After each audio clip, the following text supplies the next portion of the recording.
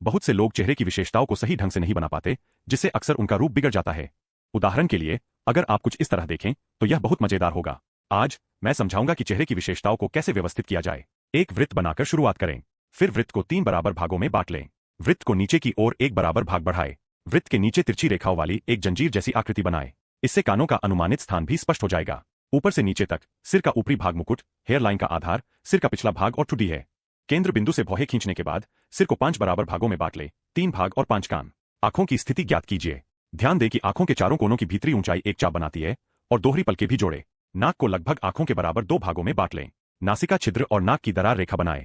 यह निचले 3 भागों का लगभग 1/3 होना चाहिए। त्वचा से थोड़ा चौड़ा। ऊपरी होंठ एक बड़ा मुंह है, जो ऊपरी होंठ से मोटा होता है। आइए आकृति को थोड़ा और गोल करें, कानों के विवरण को परिष्कृत करें और सहायक रेखाओं को साफ करें। इसके बाद सिर के ऊपर के चारों ओर हेयर लाइन को रेखांकित करने के लिए चिकनी रेखाओं का उपयोग करें। सिर, गर्दन और चोटी को रेखांकित करने के लिए छोटी सीधी रेखाओं का उपयोग करें। कंधों को भी जोड़ें। रेखाचित्र बनाते समय बालों की परतों पर पूरा ध्यान दें। कुछ छोटे विवरण जोड़ें।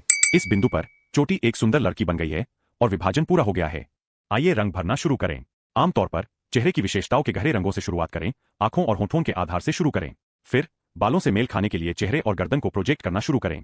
सबसे पहले चोटी बनाने के लिए हल्की और गहरी रेखाओं या संरचनात्मक रेखाओं के प्रतिच्छेदन को ढूंढें। संरचना के उतार चढ़ाव और प्रकाश में परिवर्तन पर ध्यान दें। फिर बालों को एक पूरे के रूप में समतल करें और बाल बनाएं। बालों की जांच करते समय कल्पना करें कि यह हल्के रंग के ब्लॉक से बना है, न कि अलग अलग किस्में से।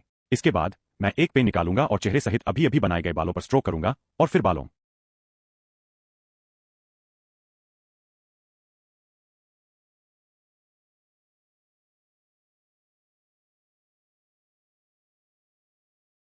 कई लोग जब चीजों पर विचार करने में परेशानी महसूस करते हैं, तो बेतरतीब मेकअप कर लेते हैं।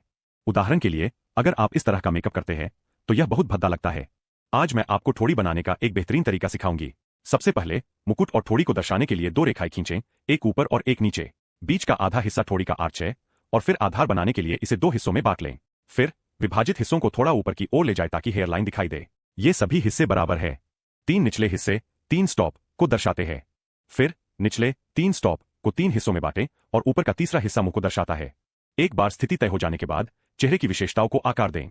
भौहों से शुरू करें और नीचे की ओर बढ़े। उभरे हुए पुल और नासिका छिद्रों की स्थिति पर ध्यान दें। फिल्ट्रम एक छोटी रेखा है, पता नहीं इसे कितनी लंबी बनाऊं। ऊपर दिए गए कान वाले हिस्से को देखना न भूलें। मुंह थोड़ा दिल जैसा है और थोड़ी एक घुमावदार आकृति है। चश्मे को एक गोले की तरह समझे जिसके ऊपर एक त्रिकोण काटा गया हो। पलकें, ऊपरी और निचली पलकें जोड़े। भौहों के आकार पर ध्यान दें। इससे एक स्पष्ट माथा बनता है, जिसे मैं यहां पूरा कर रही हूं। ठीक है, आइए कानों की स्थिति के लिए मिली सहायक रेखाओं को देखें। यहां कान बनाएं और फिर गर्दन। यहां हेयर लाइन पर बाल बनाएं। सबसे पहले हेयर लाइन बनाएं और फिर बालों के आकार को संक्षेप में बनाएं। आप सहायक रेखाओं को मिटा सकते हैं, बस विवरणों को समायोजित कर सकते हैं और फिर बालों को समूहित कर सकते हैं। यह चरण का अंत है। भले ही हमारा काम पूरा हो गया हो, अब आपकी बारी है। बस कुछ रंग बिंदु बेतरतीब ढंग से रखें और अपनी उंगली से बालों को बार बार रंग दें ताकि बालों में अधिक नाजुक बदलाव आए। बिल्कुल।